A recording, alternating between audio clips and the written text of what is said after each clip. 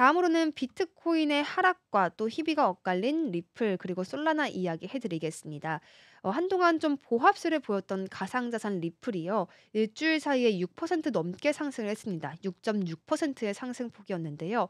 시세는 약 2.55달러를 기록하기까지 했습니다.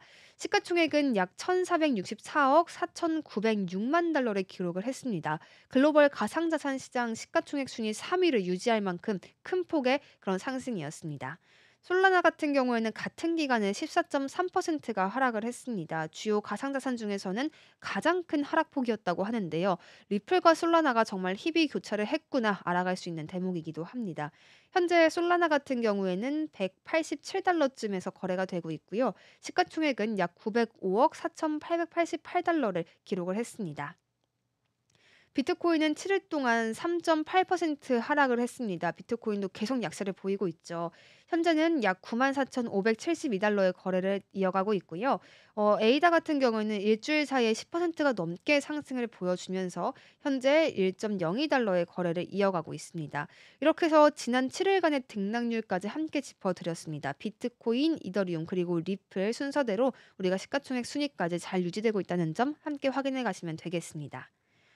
다음으로는 트럼프 당선인 관련 이야기도 조금 전해 드릴게요. 이 비트코인 암호화폐 시장에서 트럼프의 영향력은 정말 뗄 수가 없어 보입니다. 이런 기사도 나왔습니다. 밈코인을 보유한 첫 대통령이 될까라는 소식이었는데요.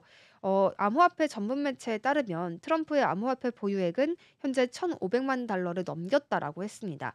그런데 이 중에 70% 이상이 밈코인으로 구성이 되어 있다는 점이 참 특이한데요.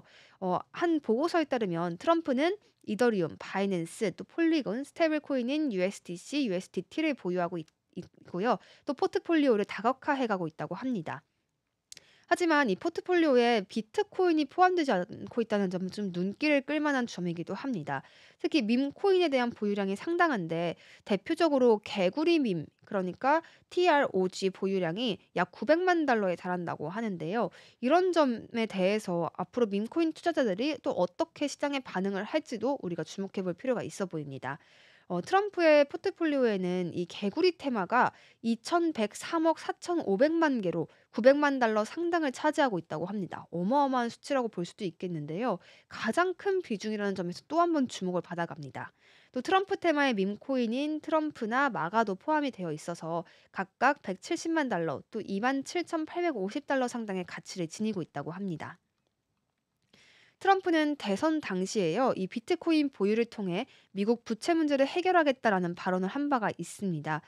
그런데도 불구하고 실제 포트폴리오에 비트코인이 포함되어 있지 않아서 이 지지자들 사이에서 약간의 의문과 우려가 함께 제기되고 있습니다.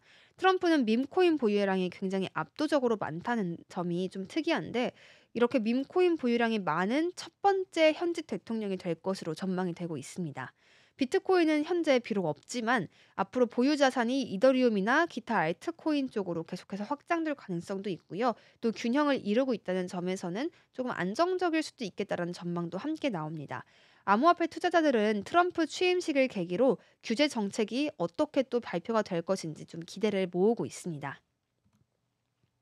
뉴욕 증시가 좀 휴장을 해 갔었는데요. 지난 9일이었죠. 그때 디지털 자산이 또 약세를 보였다고 합니다. 관망세가 이 암호화폐 시장까지 함께 들어왔나 싶습니다. FOMC가 또 비트코인을 대량 매각할 수 있다라는 그런 우려까지 함께 더해지면서 약세를 보일 수밖에 없었는데요. 뉴욕 증시가 지미 카터 전 대통령 장례식이 국장으로 진행되는 데에 대해서 추모의 마음을 담아 9일 하루 동안 휴장을 했었죠. 그 당시에 이제 가상자산은 대부분 약세를 기록했고요.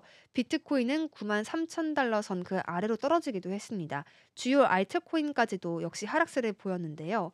이 연방준비제도가 그 전일에 공개했던 내용에 따르면 앞으로 금리나 기대감도 꺾일 것이었고요. 또 다크웹으로부터 압수한 비트코인 물량을 대량 매각한다라는 소식까지 함께 더해졌습니다. 이러한 소식들 때문에 투자 심리가 크게 위축된 것으로 좀 풀이가 되고 있습니다. 그 물량이 어느 정도의 규모인가 짚어드리자면 현 시가 기준으로 65억 달러에 달하는데 우리 돈으로는 약 9조 4,731억 원이라고 합니다. 어마어마한 수치인데 이 물량이 대량 매도가 된다면 당연히 시장에 타격을 줄 수밖에 없겠습니다. 시장 참여자들은 대규모의 매도 주문이 나올 경우에 이 유동성과 변동성에 미칠 영향을 굉장히 우려를 하고 있는 모습이었고요. 이 소식이 전해진과 동시에 비트코인이 9만 5천 달러 선에서 9만 1천 달러까지 내려앉기도 했습니다. 시장에서 가장 큰 우려가 되겠습니다. 이렇게 최근에 비트코인 조정은 미국 경제지표 호조에 따라서 연준의 금리 인상 가능성이 제기된 것에 따른 또 그런 약세다라고 평가를 하기도 했고요. 긴축 통화 정책 신호에 따라서 시장 조정이 더 강하게 나올 수도 있다라는 평가까지 내렸습니다. 앞으로 몇 주 동안 디지털 자산 시장과 거시 경제 지표는 또 상관관계가 굉장히 높아질 수 있다는 분석까지 내놓았는데요. 우리가 이 암호화폐 시장을 보면서 시장까지 함께 봐야 되는 이유가 바로 여기에 있겠습니다. 디지털 시장 또 거시 경제 우리가 함께 짚어갈 수 있는 코너가 바로 이 체크체크 코너이니까요. 계속해서 함께 해주시면 더욱 좋겠습니다. 시장 내 유동성 역할을 하는 스테이블 코인 공급 상황까지 사실 악재로 작용한다고 합니다.